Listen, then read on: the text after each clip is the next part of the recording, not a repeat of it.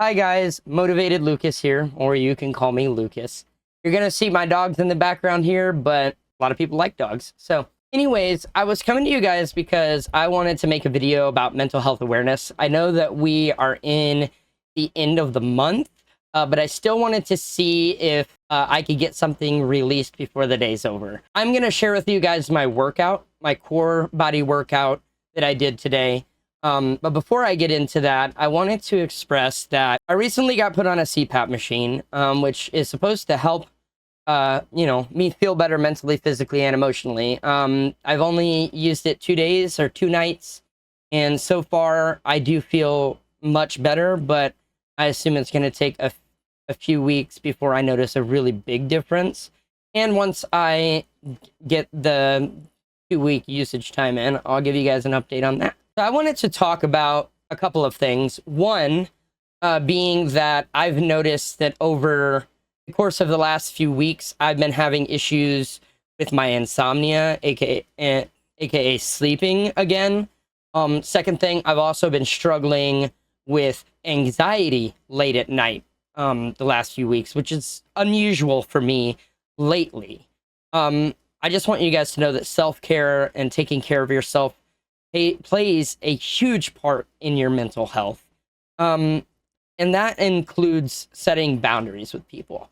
So boundaries is something that I want to talk about, and then trauma dumping.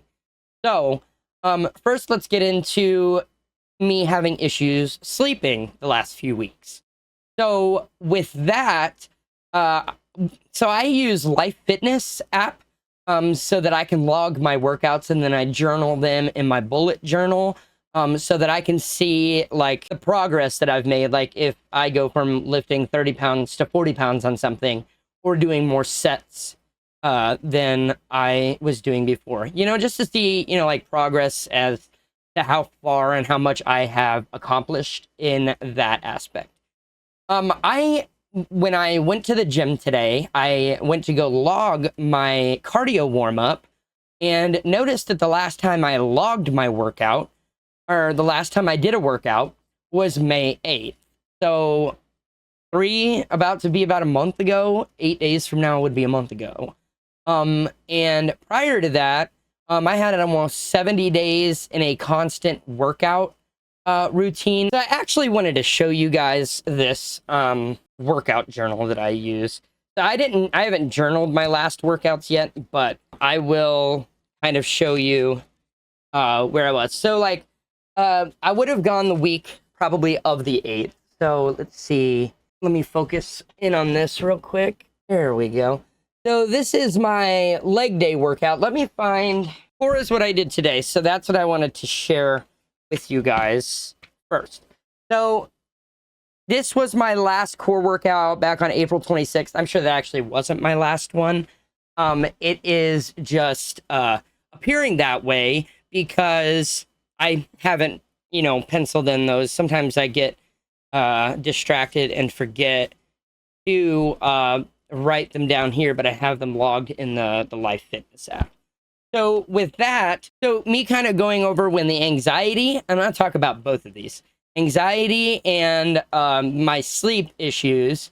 And when I started thinking about when my sleeping and aka insomnia and anxiety started getting better, it goes all the way back to February, the first week of February 1st. So the first week of February, when it all started getting better, that's when I started my diet. And it is also when I started going back to the gym on a consistent schedule. But recently I had surgery on my right hand. And so the 8th, I don't know if the 8th would have been the last day, and I don't know what day of the week that would have been. I would think Wednesday or Thursday, because leg day I think is Wednesday for me. So, but if I didn't go the day prior, then yeah.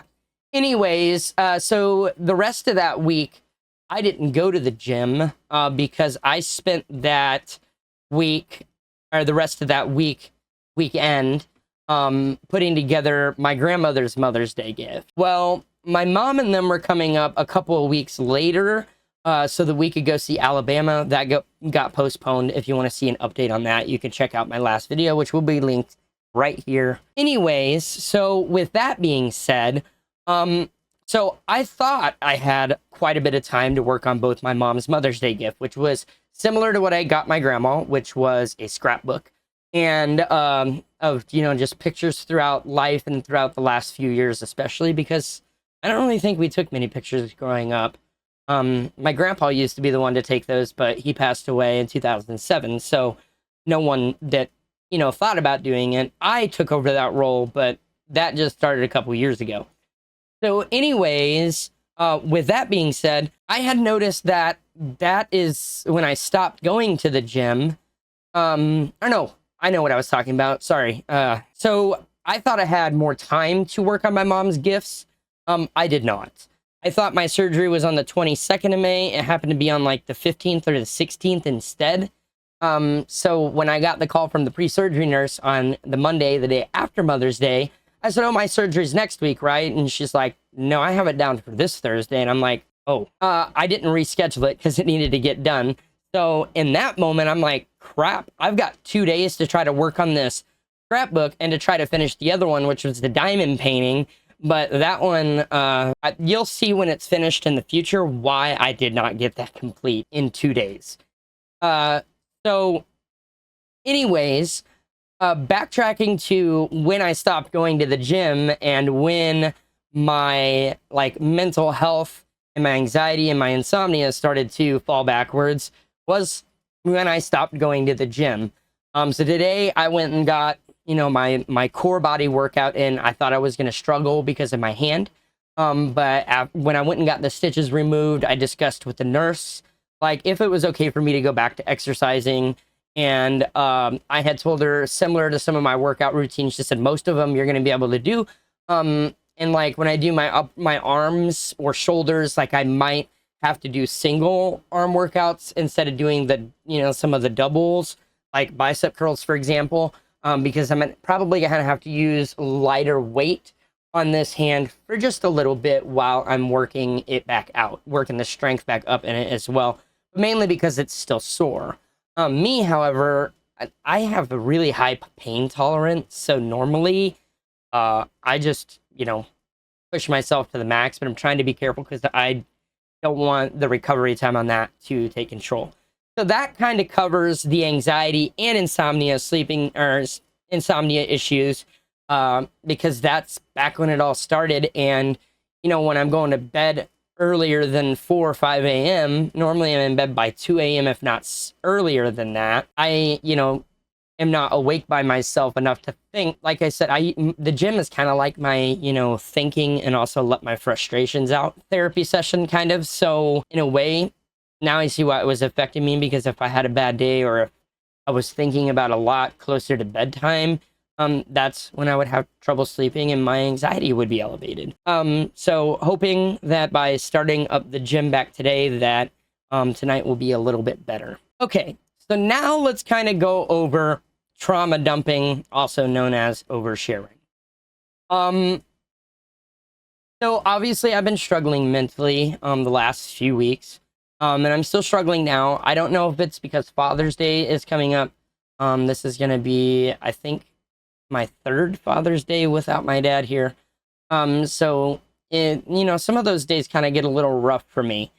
So I try to do my best to continue taking care of myself in the ways that need to be done so that I do not remain in a depressive state, even though sometimes it's hard. But I'm going to just read the definition and the meaning of these things before I kind of go over them. So trauma dumping refers to the act of sharing traumatic experiences with someone else in an excessive and inappropriate manner. It involves disclosing intimate and distressing details of one's trauma without considering the emotional impact on the listener. Key characteristics of trauma dumping include oversharing, sharing more details than necessary or appropriate, lack of regard for the listener, not considering the listener's capacity to process the information, inappropriate timing. This is the big one for me. Sharing the trauma at an inopportune time, such as an casual conversation or without warning. Dominating the conversation, focusing solely on the individual's own experiences and neglecting the listener's perspective, or whether or not they have the mental capacity to listen at the moment. I don't mean that in a bad way. And the last thing is seeking validation, using the trauma as a way to gain sympathy or attention. And part of me kind of disagrees with that one, but not disagrees, but like, not everybody who's talking about their trauma is seeking attention. They're just trauma dumping can be harmful to both the dumper and the listener. It can leave the listener feeling overwhelmed, burdened, and even traumatized themselves. For the dumper, it can reinforce unhealthy coping mechanisms and prevent them from processing the trauma in a healthy way. So with that, I have learned that when talking about something that has upset me or that might be bothering me, instead of just going to somebody and talking to them about it, I ask them if they're okay and if they have a moment to speak and kind of explain that, something has happened, so I just needed to vent. And if they do not have the mental capacity, or if they just aren't in a place where they can listen, then in a way you need to set a boundary. So I'm talking about both, and let them know, like, I do not have the mental capacity. It's kind of using, I use this term a lot, like, do not neglect filling your own glass or emptying it when it is overfilling. If somebody isn't willing to make sure how you are doing before they trauma dump, or if they say, how are you doing, and then send you a message following up with whatever is going on, to me, trying to think of the right term, so give me just a second. I think in a way, like, it's kind of manipulative, in my opinion, if I'm using the proper term, because you're, like, manipulating in a way, or maybe it is the wrong term. Sometimes I can use big words the wrong way, even though I get the meanings mixed up with those words. Like, I mix them up when it goes with a different word, still relative to the conversation. But for me, it's kind of manipulative, because you're trying to see how somebody's doing, but when they message you and tell you, like, I recently have had conversations with people, letting them, when they say, how are you doing? I tell them I'm struggling mentally, and then they go in to tell me what's going on with them.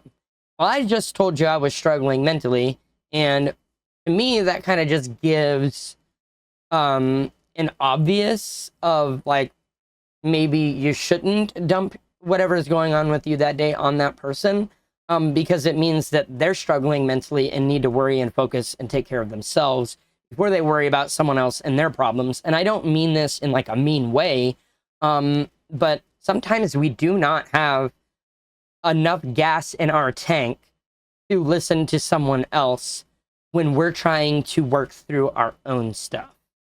And there are a lot of people out there that really just don't think about that, or maybe they don't care. But using a message to say, how are you? And then not even acknowledging what that person has said to you is, manipulative, gaslighting. Like I said, I could be using those terms wrong, but are getting them mixed up with the other words that I'm using, but I'm sure you guys know exactly what I mean. So please, if you're going through something and you need to speak to someone, make sure that that person you're going to go speak to or vent to about said issue is able to have the mental capacity or enough gas in their tank to be able to give some of their gas to you. Please think about that, and I'm not saying that in a way of, like, saying, like, don't be there for your friends, but most people, I'd say, would understand that if you tell them that you're trying to deal with some stuff right now and you just can't, you can't be a very good listener. Therapy is a thing, and it's something that I go to every other week, And it is something I will never let go of, because no matter what, it is something more helpful, and they get paid to do that. And there are some out there that really care about helping other people. And considering it's their job, so they're there to listen and try to help you and provide an outside perspective, per se. Please, when venting to somebody, you just make sure that they're doing okay and well enough to be able to listen. Because it's not that they don't want to listen. I promise you that. It's that they can't. Not that they don't want to, they just can't. Their tank is on empty, and right now they need to worry about filling their gas tank. That kind of covers, I guess, trauma dumping or oversharing. So now let's go over setting boundaries. Setting boundaries with people is extremely important. That is something that I've learned a lot in the last few years. Because if you don't set boundaries, people just walk all over you. They disrespect you. They don't think about your feelings or anything. And yeah, it is amazing how selfish, self-absorbed people can be. I think it is extremely important to establish clear limits and expectations in any relationship, whether it be emotional and mental well-being.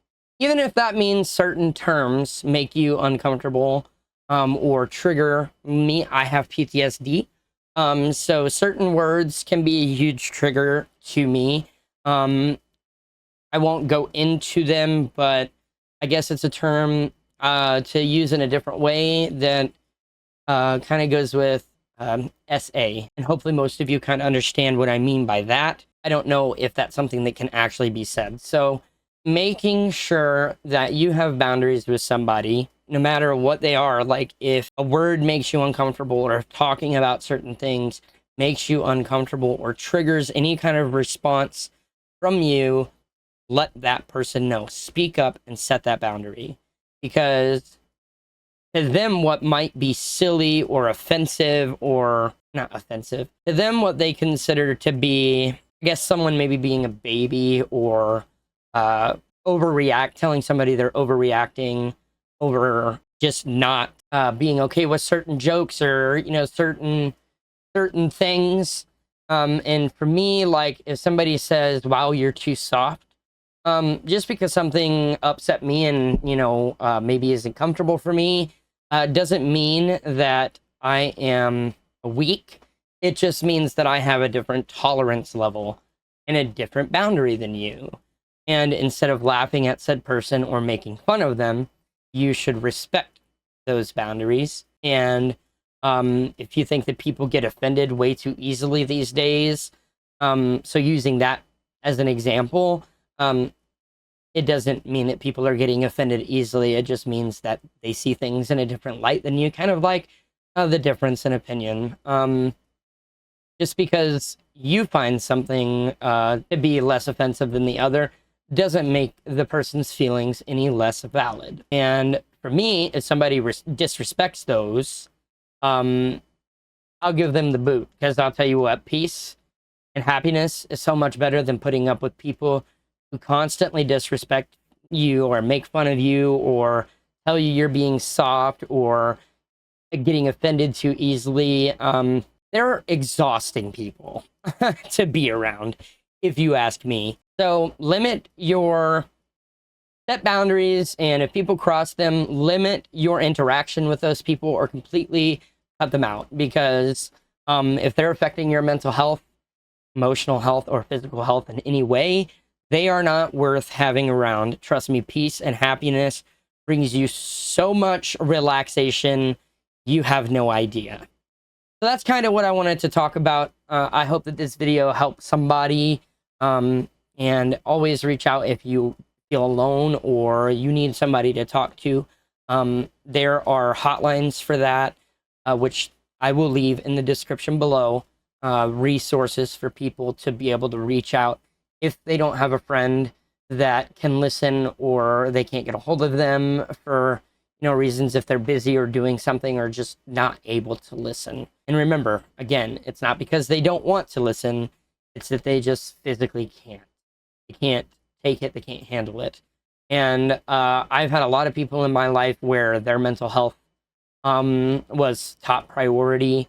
And the minute that I was struggling, it was a problem. And I don't even know how to kind of explain that. But a lot of people who struggle mentally can sometimes be very selfish and only find that what they're going through matters and what somebody else is going through, and how they've lived their life, and trying to do things differently because of comfort or being used to it or feeling safe with people. Yeah, just remember to respect people and their boundaries, and remember that everybody's mental health is important regardless.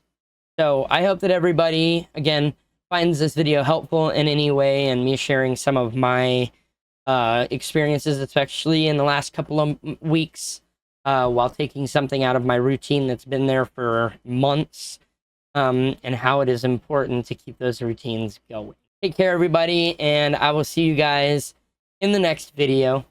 Much love.